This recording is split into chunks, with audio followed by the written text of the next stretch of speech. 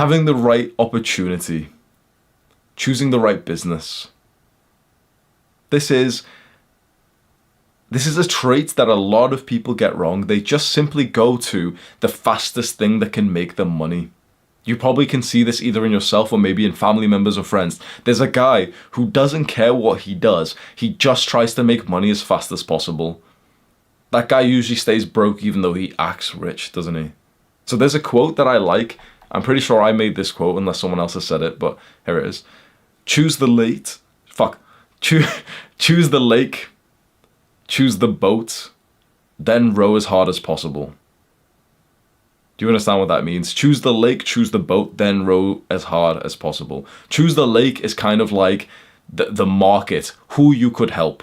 The boat is kind of like the vehicle to your wealth, and then row as hard as possible is kind of like, okay, now work hard. Because if you try to work hard on the wrong lake, in the wrong boat, then there's no point. You're in the wrong category. You're swimming in the wrong direction. You only want to work hard when you've actually got the right thing set up. The issue is, especially for a lot of brown people, they'll get a shit business model, vehicle. Like, for example, just like making their own corner store or Uber or something. And everyone can act like little bitches. Oh, but Hamza, these people are really yeah, sure. But they probably have got higher ambitions than that. So we need to call them out, because I'm almost speaking to myself here. If you choose a shit business model to begin with, if you choose a shit vehicle to wealth, the fastest one that comes out because you've got this poor trait of impatience and low standards, then suddenly if you're just working hard, you're working hard on the wrong thing, you're working hard on something that genuinely will max out at about $70-$80 a day. That's it.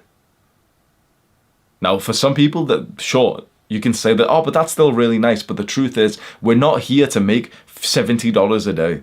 Even the guy making $70 a day who's providing for his family and it seems so wholesome, if you asked him, all these fucking cretins online will defend that type of person, saying, oh, but he's being, he's really providing. But if we asked him, he would say, no, please teach me how to make more money. So we need to speak like this and almost have this kind of demeaning attitude for us not achieving our greater ambitions. We need to speak like men. If you go and see the bitches who comment underneath my community post when I call guys out for being weak, and all of them oh, but guys, you don't have to work so hard. I'm like, oh, how the fuck did you stumble upon my channel telling other guys you don't have to work so hard?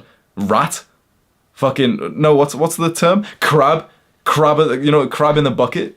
If there's a guy telling you don't have to work so hard, that your ambitions don't need to be so high, that you're doing really well when you're not achieving your highest goals, if there's a guy who's saying that to you, slap him in his fucking face and never speak to him again, because he hates you and he would happily fuck your future wife when you slow down. That's the kind. If there's a guy who's telling you, oh no, it's okay, you don't have to push yourself so much, Hamza's being toxic, he's he's just being a bit too extreme, think to yourself that this is the type of guy who would genuinely try to fuck your future wife, because when you slow down a bit and you've got an extra 10 pounds, from the compounding result of following his advice of being a bit easy on yourself. When there's a guy who's genuinely telling you you can do better, you can achieve more, you need to work harder, do you not see who's on your side here?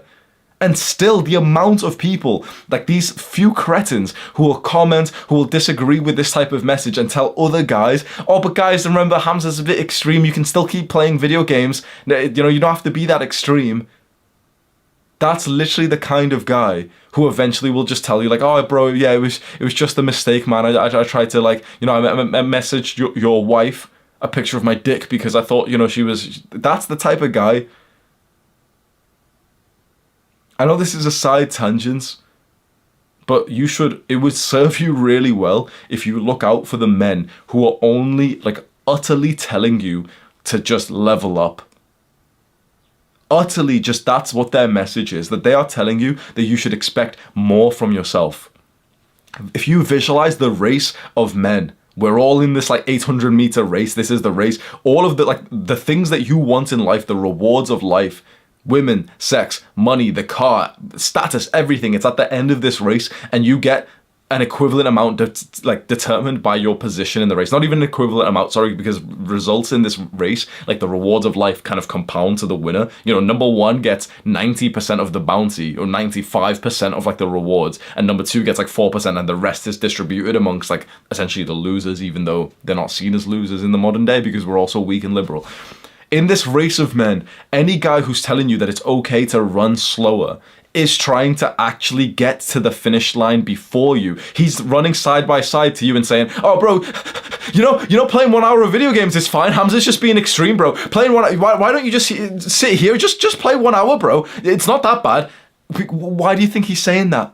Because he's hoping that you're stupid enough to kind of slow down and think, oh yeah, I can take a bit of a rest. He's hoping that your brain's so weak that you'll listen to someone without actually validating them.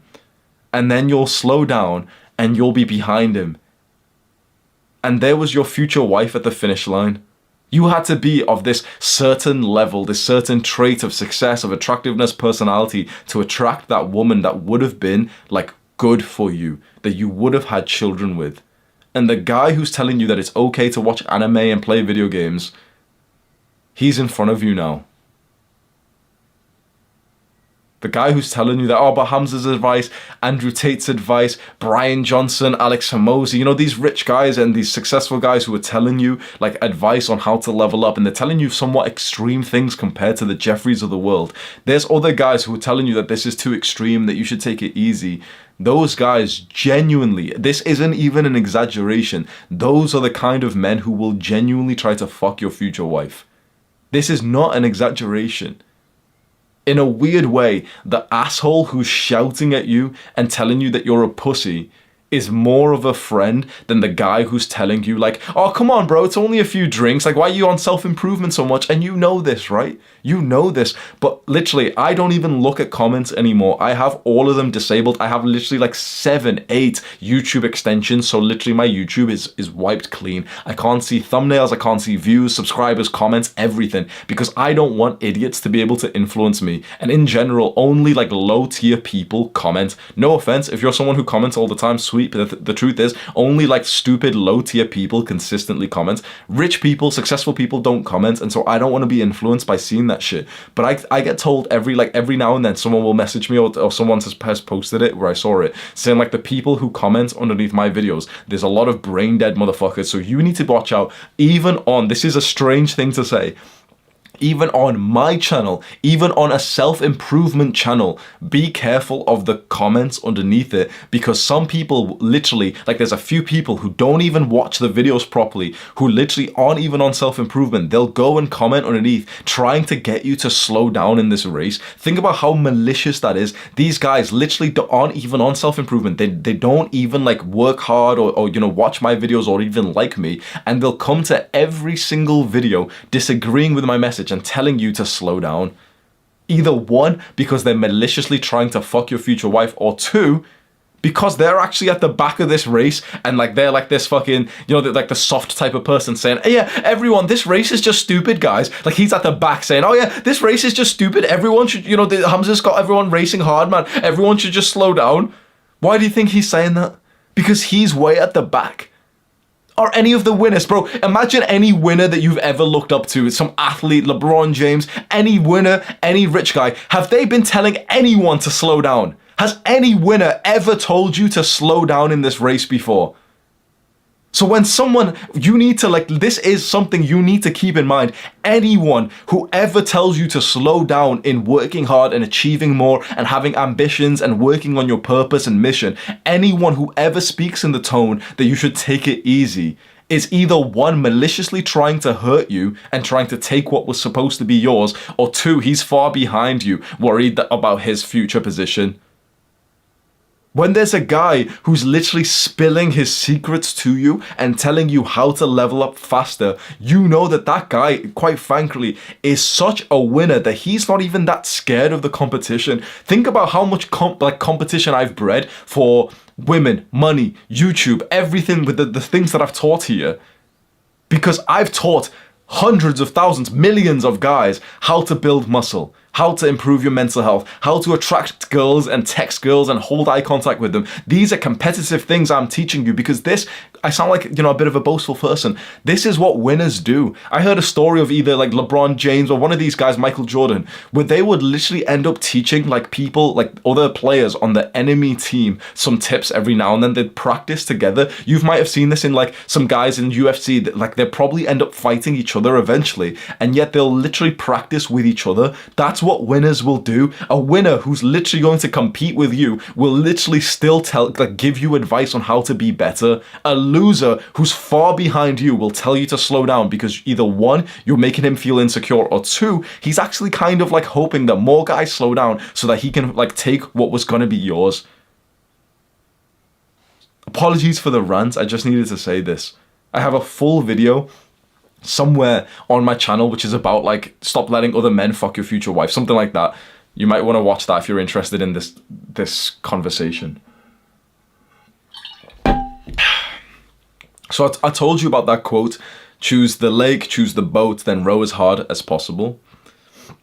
How should you choose the right lake and boat? I actually learned a fantastic tip from the first book I ever read, like the first self-improvement book. The book was The Subtle Art of Not Giving a Fuck by Mark Manson. And he said something very interesting. He said, don't think about the benefits of the thing that you want. Think about the problems of the thing and ask yourself, would you actually like to solve them? What this means is, right now, you're trying to figure out, okay, which path should I take? It's hard to answer this question because when you think of the paths that you're thinking of, like being a YouTuber, agency, maybe this one career, this thing, that why it's so hard is because you are probably, be honest, you're probably only thinking about the positives of each one, aren't you? You're probably thinking, okay, YouTuber, I'd make money and I'd get a level of clout. Agency, I'd make money and I'd get a level of clout. Copywriting, I'd make, like, the positives, the benefits of these things, they're quite similar, and so it's too hard to really like make the decision on that. The better way to do it, which is so obvious now that I say it, is don't think about the positives of something, because the truth is, any business model you choose, if you work super hard and you become super successful, like one of the top guys in that niche, you'll end up making a fuck ton of money. The more important thing to do is choosing the one that you actually could stick to long term, and the way you do this is by asking yourself, what are the problems that you want to solve? So straight away, when I saw this in this book, straight away, you know, I'm here doing copywriting, drop shipping, eBay, flipping, becoming a rapper. Literally, I was genuinely practicing to become a rapper. I'm not even good or anything. I was literally just, you know, I have this growth mindset where I genuinely believe I can do anything. I could genuinely become like an astronaut if I wanted to put the time into it. I know some guys would disagree because they've got a fixed mindset. I have a very good growth mindset. I genuinely believe that I can do anything. I just have to like literally sacrifice all of my life and to like do that thing. I can create the success. It's just that it's very difficult for a lot of things, right? This was my mindset. So I thought with rapping, it's like if I practice it for 8 hours a day and keep learning, I will get to the point where I'm like a somewhat of a successful rapper. Never to the, you know, the matching the people who have got the genetic talent and also the hard work. Okay, fair enough. But to the good point, right? That was always my line of thinking. So even though it sounds kind of cringe of me saying that I'd be a rapper, it kind of makes sense when you have a growth mindset and you don't have like a small dick. When you've got this kind of personality where you believe that, yeah, like if I worked hard enough, I could achieve whatever I wanted. At that point, it was so like, you know, I was here trying all these different business models and just so clueless to what to take. But then I read this book, The Subtle Art of Not Giving a Fuck, and I asked myself, okay, what problems would I actually want to solve? Straight away, I crossed out